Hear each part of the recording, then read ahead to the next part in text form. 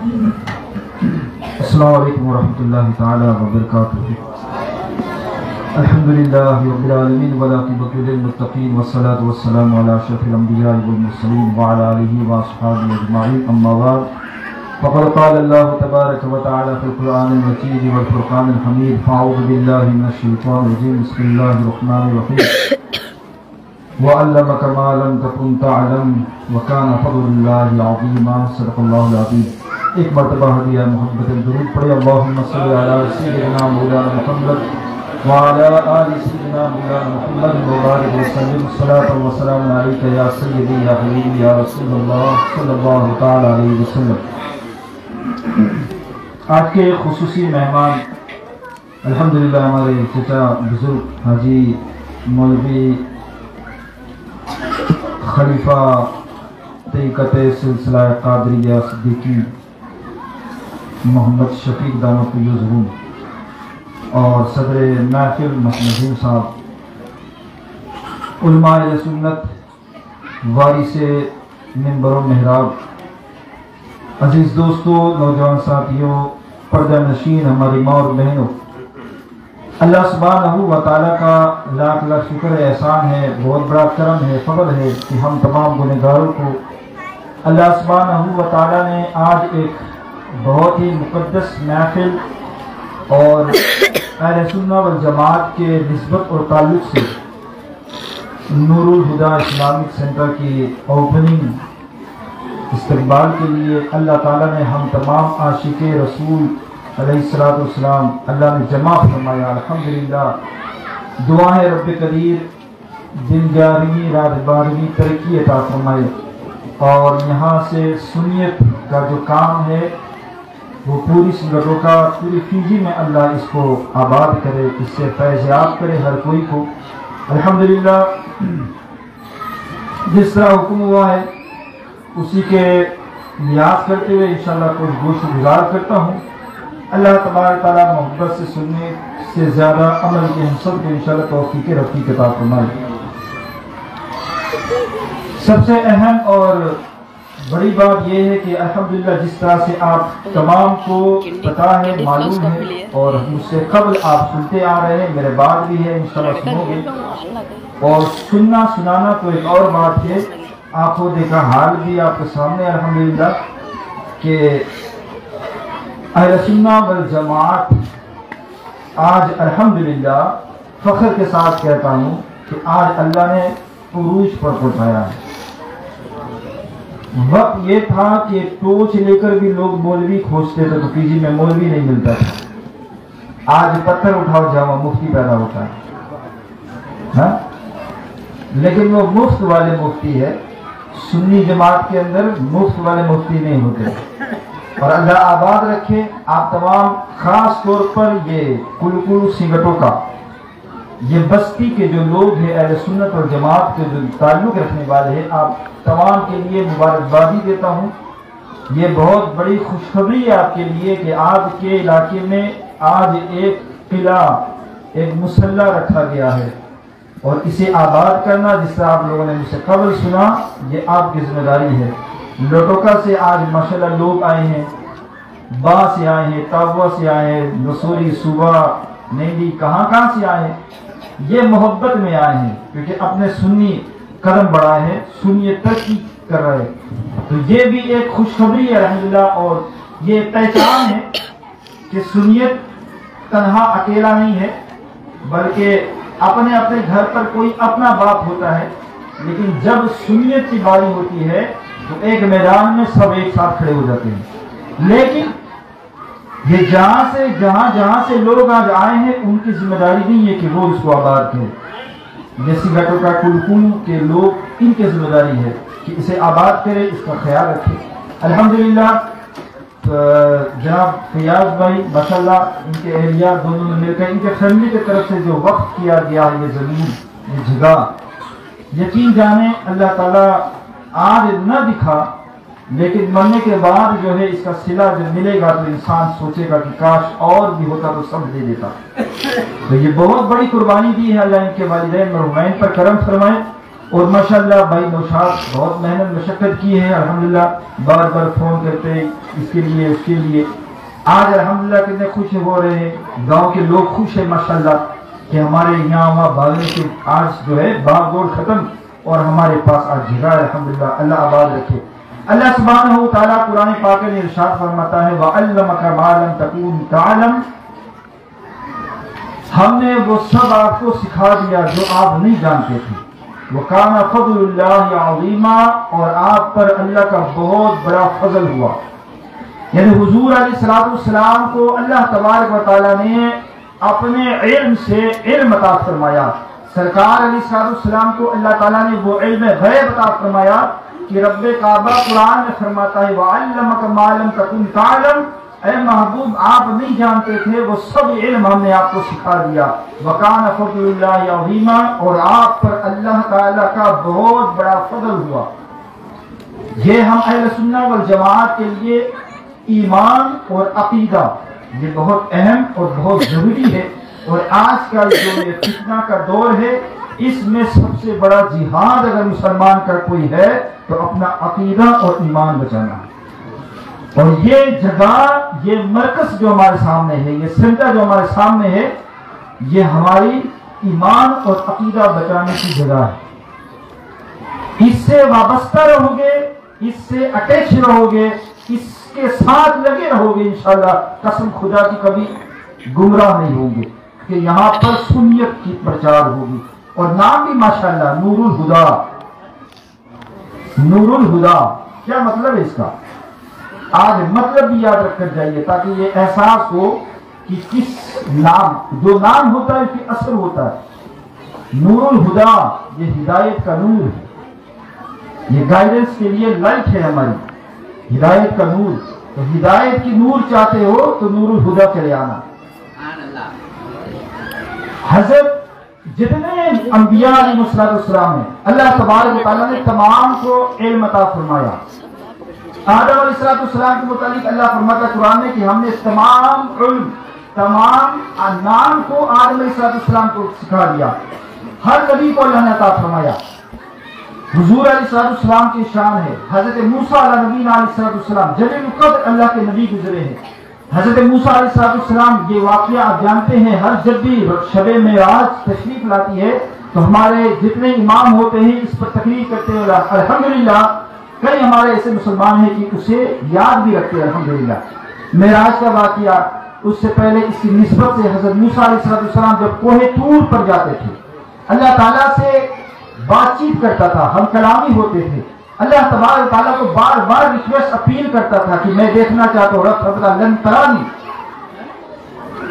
حدیث پاک اور تاریخ کے اندر آتا ہے کہ جب موسیٰ علیہ السلام بار بار اصرار کیے تو اللہ تبارک و تعالیٰ نے اپنے جتنے صفت تھی، کوالٹیز جتنے آپ کے صفت تھی، اللہ تبارک و تعالیٰ نے ان تمام صفتوں سے، علماء اکرام بیان فرماتے ہیں کہ ان تمام صفتوں میں سے ایک صفت کو نکالا، only one quality، ایک صفت کو نکالا، اور وہ صفت میں سے موسیٰ علیہ السلام کو دکھانے کے لیے، اپنی تجلی کی زیارت کرنے کے لیے، دیدار الہی شرف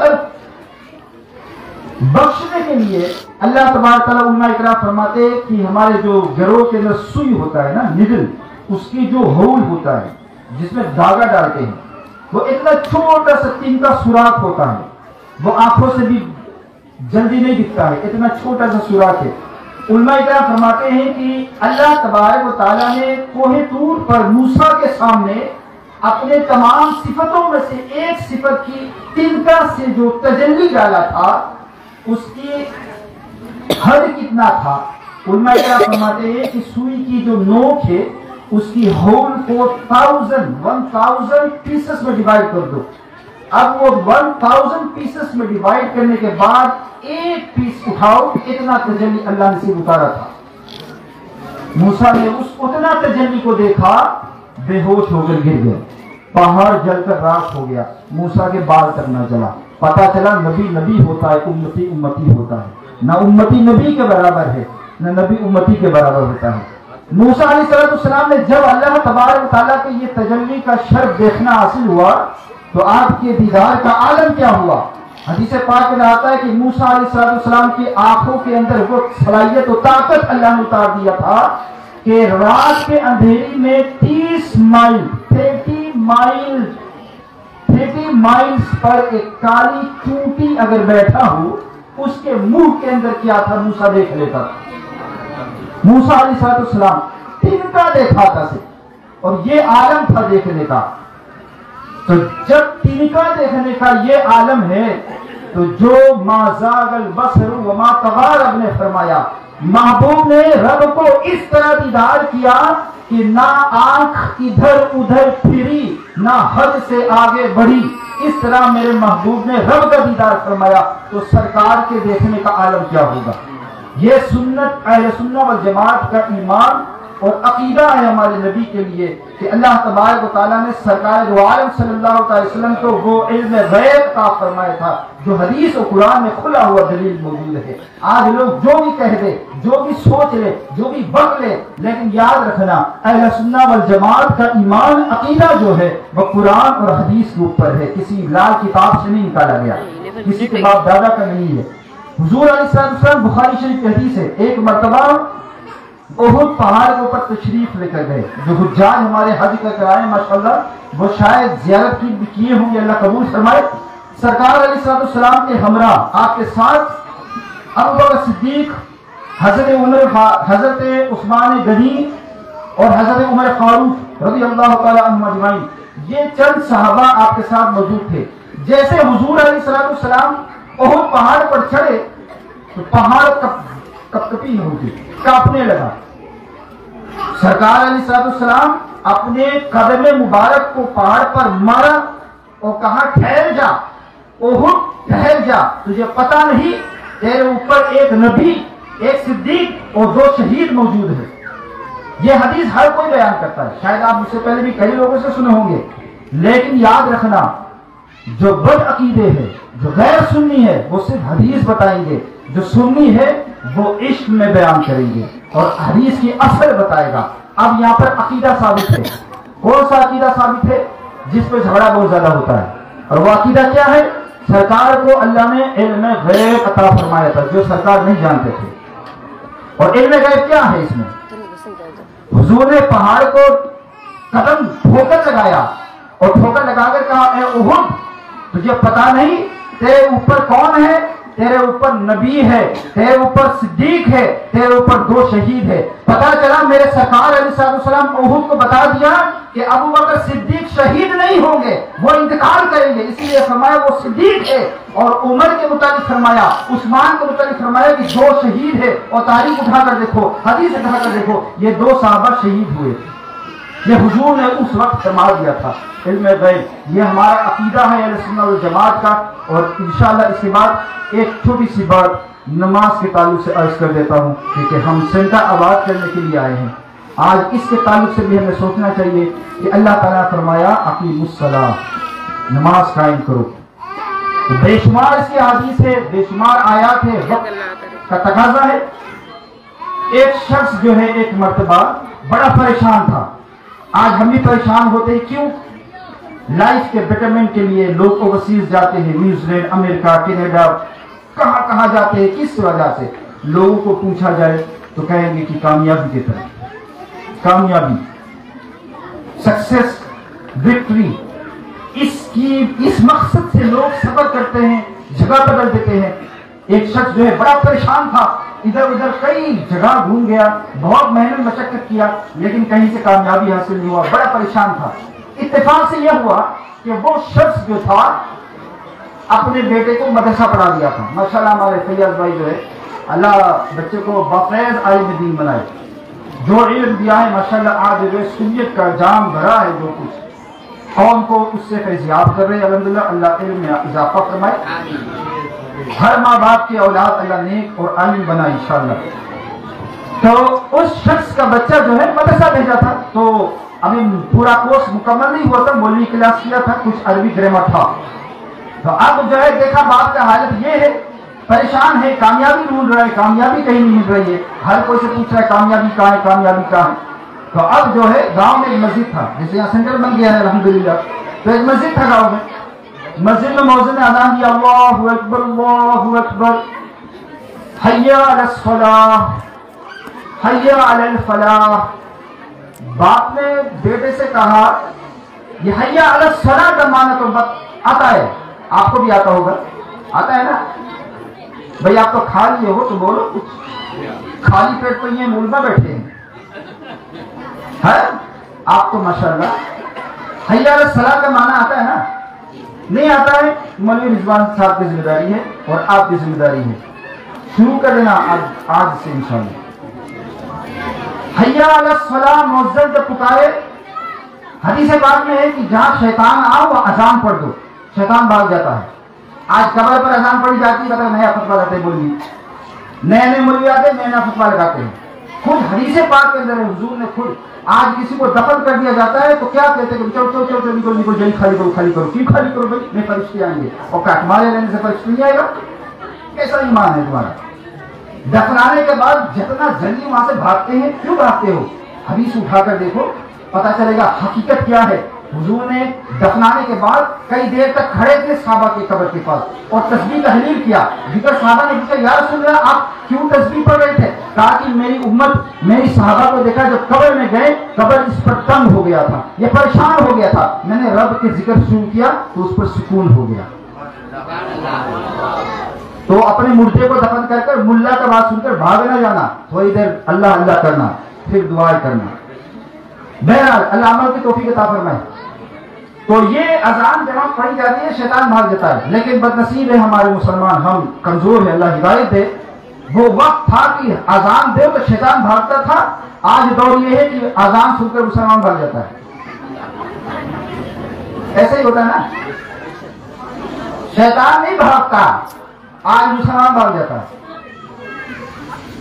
तो कहा हय्या अलस सलाह, आओ सलाह की तरफ, नमाज की तरफ। ये बात समझ में आती है बेटा, लेकिन ये बताओ हय्या अलल फलाह का क्या मतलब है? तो बेटा थोड़ा मदरसा पढ़ा था, अरबी थोड़ा था उनके पास, तो कहते अब्बा हुजूर हय्या अलल फलाह का मतलब है आओ कामयाबी की तरफ। तो अब बाप ने सोचा जिंदगी निकाल दिया हो, कामयाबी नहीं कहीं मिला, कामयाबी मस्जिद में, चलो मौलवी से मौज़िन से पूछता हूँ। गया मस्जिद की तरफ, मौज़िन का काम, मौज़िन साहब आपने कहा हय्या अलल फलाह, कहा हाँ मैंने अज़ान में कहा हय्या अलल फलाह, क्या मतलब है इसका? कहा कि आओ कामयाबी की तरफ। क्या कामयाबी यहाँ है? कहा कि हाँ कामयाबी यहाँ है। अंदर गया तो कुछ भी नहीं दिखा। कहा कि क्या है कामयाबी? कहा कि जबान मेरी है, बुलाया मैं नहीं हूं, ये जबान मेरी है, जिसने बुलाया है वो कामयाबी देगा। तो कहा कि वो कैसे मिलेगा?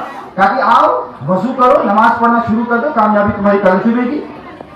तो बंदा नमाज पढ़ता ही नहीं था, कभी दिल लगा ही नहीं था नमाज में, कामयाबी कामयाबी के पीछे पड़ा था। तो जब मौलवी ने इतना कहा मुअज्जिन ने कि कामयाबी यहाँ है, तो फिर सोचा कि इतना मेहनत कर लिया हूं, कामयाबी मिला ही नहीं मिला, चलो ये कामयाबी हासिल कर लेता हूं।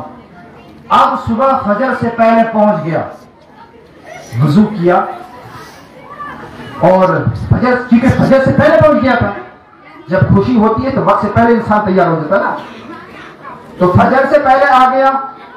अब सोचा कि यार अभी तो फजर की अज़ान बाकी है, वजू करके साफ सफाई लिबास पहनकर इत्तर लगाकर मौजूद मस्जिद के अंदर। अब सोचा कि यार लाओ झाड़ू मार देता हूँ, साफ सफाई कर देता हूँ। तो अब झाड़ू लेकर साफ सफाई किया, थोड़ा सा कूड़ा करकर हुआ, उसको इकट्ठा किया, गंद वगैरह गुब्बार जो भी था लेकर मस्जिद से बाहर निकला। इतने में मौलवी साहब पहुंच गए, इमाम साहब पहुंच गए, मौलवी निजाम पहुंचे और कहा कि ओ भाई क्या कर रहे थे? नहीं मैं फजर से पहले आ गया था और मैं साफ सफाई कर रहा था, ये गंद गुब्बार डस्ट था कुछ, इसको सोचा कि बाहर साफ कर दूं। ताकि कहाँ फेंकोगे? ताकि ये बाहर रास्ते पे इधर रोड पर कहीं पड़ा देगा, फेंक दूंगा, गंदगी है ना। तो मौलवी साहब ने कहने लगा कि ये गंदगी बाहर इधर उधर ना फेंकना, ये मस्जिद के आदाब में से एक मसला है, याद रखना। मस्जिद के अंदर जितना तिनका गिरा होता है, मस्जिद के अंदर जो गर्द गुब्बार होता है, डस्ट होता है, वो रोडों पर पड़े हुए डस्टों से अलग होता है, उसकी अजमत आला है, क्योंकि वो अल्लाह की घर के अंदर होता है, वो तुम्हारे बाप का घर का नहीं है। तो कहा कि वो रोड पर भी तो डस्ट होता है, वो धूल तो रास्तों पर भी होता है, मैदानों में भी होता है, तो ये अंदर भी धूल है, ये इसके अंदर क्या फर्क है? कहा कि वो तो जो रोड पर रास्तों पर जो धूल रहता है ना, उससे गाड़ियों के टायर्स चूमता है, उसे गाड़ियों के टायर्स ना उसे चूमता है, یہ تو اللہ کا فرش ہے، اللہ تعالیٰ کا گھر ہے، یہ یہاں ہے. اتنا سننا تھا. وہ شخص جوش میں آ جاتا ہے اور جوش میں آ جانے کے بعد مولوی صاحب سے کہتا ہے میں آج سے توبہ کرتا ہوں اور آج سے 5 وقت نماز کو باجماعت ادا کروں گا. مولوی صاحب حیران ہو گیا کہ بھائی میں نے تو قرآن کی آیت نہیں سنائی، میں نے تو حدیث نہیں سنائی، میں نے تو کوئی تربیت نہیں کیا، کوئی درس نہیں دیا، یہ گرد غبار کی بات ہی کیا تھا، پھر تجھے اتنا زبردست ایمان تیرا کیسے جاگ گیا؟ تاکہ مولوی صاحب قرآن کی آیت نہیں سنا، سرکار کی حدیث نہیں سنا، لیکن میرا ایمان اس بات پر آمدہ ہو گیا، میرا ایمان ابھر گیا اور میں جاگ گیا ہوں اس بات پر کہ جب راستوں پر پڑی ہوئی گرد جس کو گاڑیوں کے ٹائر چومتا ہے، وہ راستوں کے گرد و غبار اس کے برابر نہیں ہے. اور یہ گرد و غبار مسجد کے اندر جو ڈسٹ ہوتا ہے، وہ گرد و غبار کی عظمت اتنا عالیشان ہے کیونکہ وہ ڈسٹ کو نمازیوں کے قدم چومتا ہے، اس لیے اس کا دربار اعلیٰ ہے. جب ایک نمازی کے قدم سے لگی ہوئی ڈسٹ کا یہ عالم ہے تو وہ مرد مجاہد کا عالم کیا ہوگا جس کے پیر کو اللہ کا گھر چومتا ہے،